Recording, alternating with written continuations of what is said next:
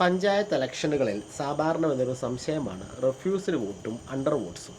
Voting ദിനത്തിൽ ഒരാൾ vote ചെയ്യാൻ വരികയും first polling officer marked copy നോക്കി അദ്ദേഹത്തിൻ്റെ പേരുറക്കെ വായിക്കുകയും സെക്കൻഡ് പോളിംഗ് ഓഫീസർ അദ്ദേഹത്തിൻ്റെ പേരും തിരിച്ചറിയൽ രേഖയും വോട്ടേഴ്സ് രജിസ്റ്ററിൽ എഴുതി ചേർക്കുകയും അതിനുശേഷം വോട്ടേഴ്സ് സ്ലിപ്പ് ഇഷ്യൂ ചെയ്യുകയും അത് തേർഡ് പോളിംഗ് ഓഫീസിലേക്ക് കൈമാറുകയും ചെയ്തു. തേർഡ് പോളിംഗ് ഓഫീസർ അതിന് പ്രകാരം കൺട്രോൾ യൂണിറ്റിലെ ബാലറ്റ് ബട്ടൺ അമർത്തുകയും ചെയ്തു. ഇത്രയും ആയപ്പോൾ നമ്മുടെ വോട്ടർ പറയുകയാണ്, എനിക്ക് വോട്ട് ചെയ്യാൻ വയ്യ. പുള്ളി വോട്ടിംഗ് കമ്പാർട്ട്മെൻറ്റിലേക്ക് പോകുന്നതേയില്ല. അദ്ദേഹം വോട്ടിംഗ് കമ്പാർട്ട്മെൻറ്റിലേക്ക് പോകാതെ തന്നെ ബൂത്തിൽ നിന്ന് ഇറങ്ങിപ്പോയാൽ നമ്മൾ ഉടനെ രജിസ്റ്റർ ഓഫ് വോട്ട്സിൽ എഴുതി ചേർക്കുക, റിമാർക്സിൽ എഴുതി ചേർക്കുക റെഫ്യൂസൽ ടു വോട്ട്. അതിനുശേഷം അടുത്ത വോട്ടറെ അകത്തേക്ക് ക്ഷണിക്കുക, മുറപ്രകാരം കാര്യങ്ങൾ ചെയ്യുക. പക്ഷേ തേർഡ് പോളിംഗ് ഓഫീസറിൻ്റെ അടുത്ത് വരുമ്പോൾ തൊട്ട് മുമ്പ് ഇറങ്ങിപ്പോയ ആൾക്ക് വേണ്ടി നമ്മൾ കൺട്രോൾ യൂണിറ്റ് റെഡിയാക്കി വെച്ചിട്ടുണ്ടായിരുന്നല്ലോ, ആ ചാൻസ് പുതിയ വോട്ടർക്ക് കൊടുക്കുക. ഇനി നമ്മൾ കൺട്രോൾ യൂണിറ്റിൽ ടോട്ടൽ അമർത്തിയാൽ രജിസ്റ്റർ ഓഫ് വോട്ട്സിലെ ക്രമനമ്പർ പ്രകാരമുള്ള ടോട്ടൽ വോട്ടുകളെക്കാളും ഒന്ന് കുറവായിരിക്കും കൺട്രോൾ യൂണിറ്റിൽ. കാരണം റെഫ്യൂസൽ വോട്ടുകാരൻ്റെ വിവരങ്ങൾ നമ്മൾ രജിസ്റ്റർ ഓഫ് വോട്ട്സിൽ രേഖപ്പെടുത്തിയിട്ടുണ്ടല്ലോ.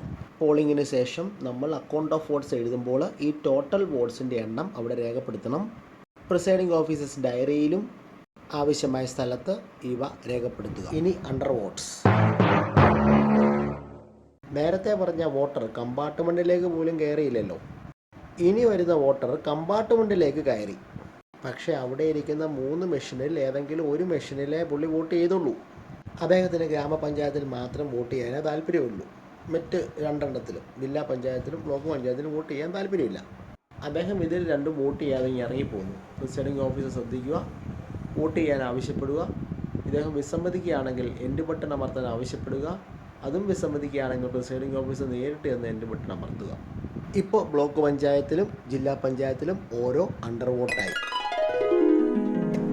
ഈ അണ്ടർ വോട്ട് നമ്മൾ അവസാനം പോൾ ക്ലോസ് ചെയ്യുമ്പോൾ ടോട്ടൽ വോട്ട്സ് എടുത്തതിന് ശേഷം ക്ലോസ് ചെയ്യുമ്പോൾ ഡിസ്പ്ലേയിൽ തെളിഞ്ഞു വരും. അപ്പോൾ കാണുന്ന അണ്ടർ വോട്ടിൻ്റെ എണ്ണവും form number 24A account of വോട്ട്സിൽ യഥാസ്ഥാനത്ത് രേഖപ്പെടുത്തണം. ആക്ച്വലി അണ്ടർ വോട്ട്സ് പ്രിസൈഡിംഗ് ഓഫീസർക്ക് ഒരു ബാധ്യതയല്ല. വോട്ട് എണ്ണുന്ന സമയത്താണ് ഇതിന് പ്രാധാന്യം. എന്തായാലും റെഫ്യൂസൽ വോട്ടാണ്ട് അണ്ടർ വോട്ട്സ് മനസ്സിലായെന്ന് വിശ്വസിക്കുന്നു. നന്ദി, നമസ്കാരം.